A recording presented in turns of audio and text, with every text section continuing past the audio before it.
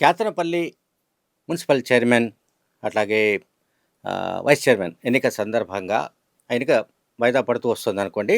ఆ ఎన్నిక సందర్భంగా జరిగిన గొడవల్లో జరిగిన దాడుల దాడుల ఆరోపణల పైన మాజీ ఎమ్మెల్యే బాల్కసుమన్‌ను పోలీసులు అరెస్ట్ చేసి ఆదిలాబాద్ జైలుకు పంపించారు. ఆదిలాబాద్ జిల్లాకు చెందిన మంత్రి వివేక్ పైన అట్లాగే ఇతర కాంగ్రెస్ నాయకుల వాహనాలపైన దాడులు చేయడం, ఆ దాడుల్లో వాళ్ళ వాహనాలు ధ్వంసం కావడం, ఇద్దరు పోలీసులు గాయపడ్డం, ఈ పరిణామాల నేపథ్యంలో ఈ కేసులు నమోదు చేసి బాల్కా సుమన్ బాధ్యుడని ఆయనను జైలుకు పంపించారు. ఇంకా ఇప్పుడు ఆదిలాబాద్ జిల్లా వీళ్ళకొక బీఆర్ఎస్ నాయకులకు డైలీ దాన్ని ఏమంటాం టూరిజం ప్లేస్ లాగా మారింది. డైలీ ఎవరో ఒక నాయకుడు వెళ్ళడం, బాల్కా సుమన్‌ను పరామర్శించడం, బయటికి రావడం. బాల్క సుమన్ హీరో. బాల్క సుమన్‌కు అసలు పోలీసులంటే భయం లేదు. ఆయనకు జైళ్ళంటే లెక్క లేదు. లాఠీలంటే లెక్క లేదు. తూటాలంటే ఆయన లెక్క చేయడు. ఆయన తెలంగాణ ఉద్యమంలో దాదాపు 6 నెలలకు పైగా జైల్లో ఉన్నాడు.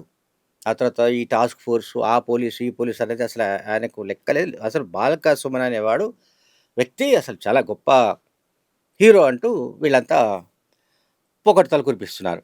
సరే, తమ పార్టీ మనిషి కనుక మనము వాళ్ళని కూడా తప్పు పట్టడం లేదు. అయితే కేటీఆర్, హరీష్ రావు, మిగతా వాళ్ళు. అయితే తాజాగా కేటీఆర్ ఆదిలాబాద్ జిల్లాలో ఆయనను పరామర్శించిన తర్వాత భావోద్వేగానికి గురైనట్టుగా నాకు కనిపిస్తోంది ఆయన మాటల్లో. ఒకసారి మనం విందాం. రేవంత్ రెడ్డికి చెప్తా ఉన్నా, డీజీపీ శివధర్ రెడ్డికి కూడా చెప్తా ఉన్నా. డీజీపీ గారు మీరేదో మొన్న పెద్ద పెద్ద సినిమా డైలాగులు పెట్టినారు. మాకు రెడ్ బుక్ ఉండదు, పింక్ బుక్ ఉండదు, కాకీ బుక్ ఉంటది అని చెప్పినావు. ఇదేనా నీ కాకీ బుక్? మీ పోలీసు వాళ్ళ బట్టలు కూడా తీసుకొడతా అని చెప్పి ఒక కాంగ్రెస్ నాయకుడు అంటే కేసు ఉండదు. మిమ్మల్ని యూజ్లెస్ ఫెలోస్ అని ఒక బీజేపీ ఎంపీ అంటే కనీసం కేసు పెట్టే ధైర్యం లేదు. ఎందుకు? రాష్ట్రంలో అధికారంలో కాంగ్రెస్ ఉన్నది, కేంద్రంలో అధికారంలో ఉన్నది బీజేపీ కాబట్టి భయపడుతున్నావా? ఇవాళ మేము ప్రతిపక్షంలో ఉన్నాం కాబట్టి మా మీద కేసులు పెడతావా? ఒకటి గుర్తుపెట్టుకో డీజీపీ గారు, రేవంత్ రెడ్డి గారు, గుర్తుపెట్టుకోండి. ఎప్పుడు అధికారం ఎవరికి శాశ్వతం కాదు. టైం వస్తది. 2 ఏళ్లలో మళ్ళీ కేసీఆర్ గారు ముఖ్యమంత్రి అవుతారు. మళ్ళీ రాష్ట్రంలో గులాబీ జెండా ఎగురుతుంది.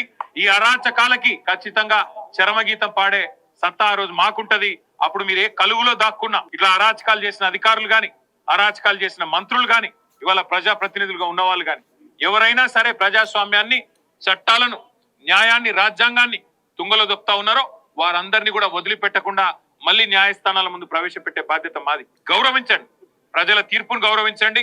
కేతన్పల్లి మున్సిపాలిటీలో వెంటనే ఎన్నికలు పెట్టాలని మేము డిమాండ్ చేస్తా ఉన్నాం. ఎలక్షన్ కమిషన్ కూడా మేము డిమాండ్ చేస్తున్నాం. కేతన్పల్లిలో, అట్లాగే మరి ఇబ్రహీంపట్నంలో, ఖానాపూర్ లో ఎక్కడెక్కడైతే ఎన్నికలు పెండింగ్ లో పెట్టారో వెంటనే ఎన్నికలు పెట్టండి, నిజాయితీగా పెట్టండి.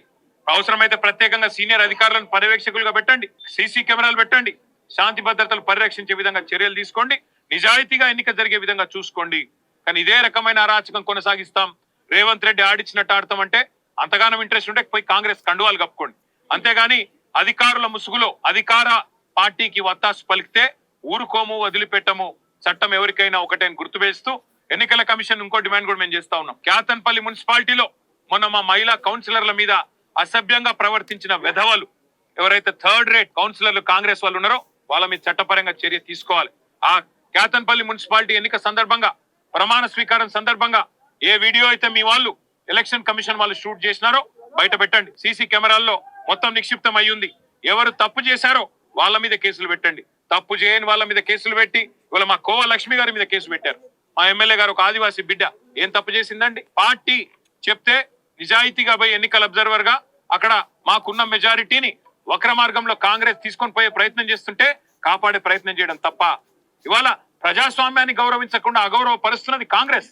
కేసులు పెట్టాల్సింది అసభ్యంగా ప్రవర్తించిన కాంగ్రెస్ కౌన్సిలర్ల మీద, బాల్క సుమన్ మీద, అదే విధంగా మా కోవలక్ష్మి గారి మీద కాదు. తప్పకుండా అన్ని ప్రజలు చూస్తా ఉన్నారు. వారికి తప్పకుండా ఈ అధికార పార్టీకి బుద్ధి చెప్పే రోజు వస్తది.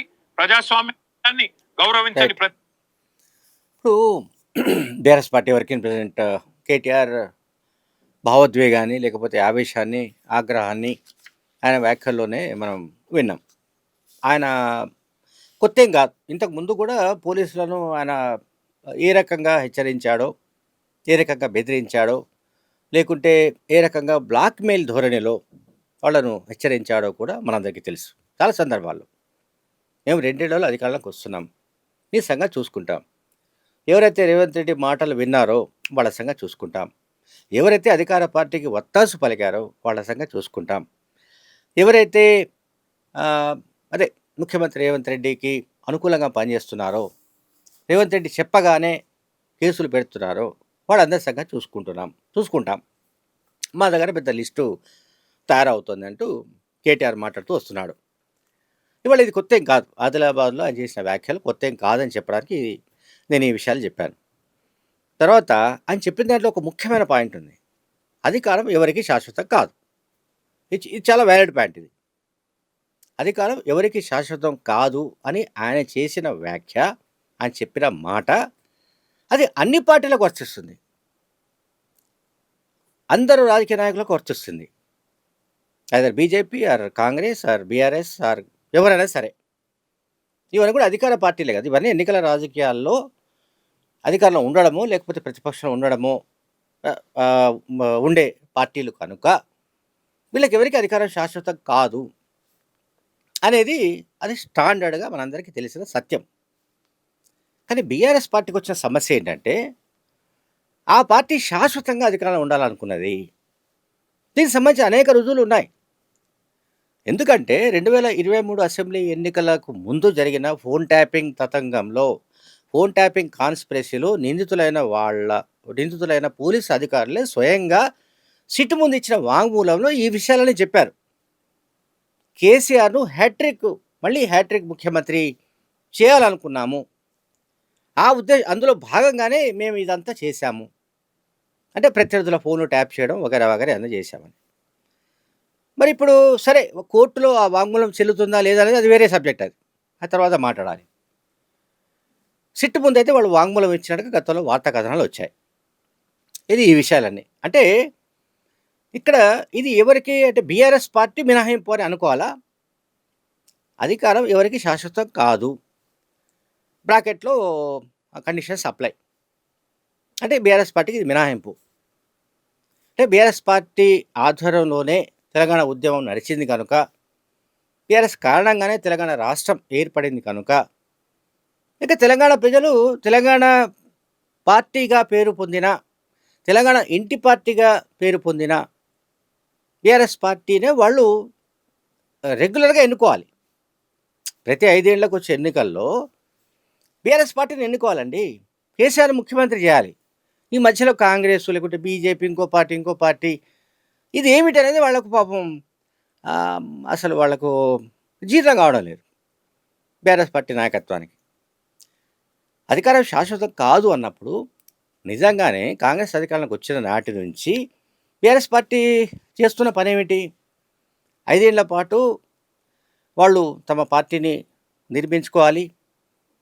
ప్రజల్లో ఎందుకు తిరస్కారానికి గురయ్యామో దాన్ని తెలుసుకొని, సరిదిద్దుకొని నెక్స్ట్ ఎలక్షన్స్‌లో అధికారంలోకి రావడానికి సంబంధించిన మార్గాలు అన్వేషించాలి గానీ, పోలీసులను బెదిరిస్తే, అధికారులను బెదిరిస్తే, మరెవరినో బెదిరిస్తే వాళ్ళంతా బెదిరిపోతారనుకోవడం కూడా అది కరెక్ట్ కాదు.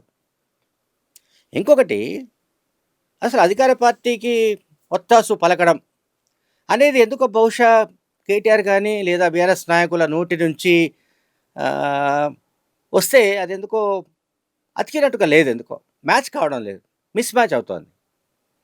అధికార పార్టీకి వత్తాసు పోలీసులు వత్తాసు పలకడం అనేది, అధికార పార్టీకి పోలీసులు వత్తాసు పలకడం అన్నది 2014 నుంచి 2023 చివరి వరకు బీఆర్ఎస్ అధికారంలో ఉన్నంత వరకు ఏ రకంగానైతే అప్పటి పోలీసులు బీఆర్ఎస్ పార్టీకి, ముఖ్యమంత్రి కేసీఆర్‌కు లేకపోతే అప్పటి ముఖ్యమంత్రి కేసీఆర్‌కు, మంత్రులకు ఏ రకంగా వత్తాసు పలికారో అది అంతకు ముందు లేదు, ఆ తర్వాత కూడా లేదు. ఇక ఉండదు కూడా. అటువంటి అవకాశం లేదు. కానీ మళ్ళీ వాళ్ళే రివర్స్‌లో మాట్లాడుతున్నారు. అధికార పార్టీకి ఒత్తాసు పలికితే మేము అసలు ఏమైనా చేస్తామని. సో ఫైనల్‌గా ఏందంటే వీళ్ళు మాట్లాడిన దానికి వీళ్ళకే అది ఎందుకో తాడు బొంగరం లేని విధంగా ఉన్నట్టు మనకు కనిపిస్తోంది. సరే, ప్రజలు అధికారం ఎవరికి శాశ్వతం కాదు అన్నప్పుడు నెక్స్ట్ ఎలక్షన్స్ నాటికి ప్రజలు ఎట్లా ఆలోచిస్తారో, ఏ రకమైన ఆలోచన చేస్తారో మనం చూడాల్సిన అవసరం అయితే ఉంది. Thank you very much.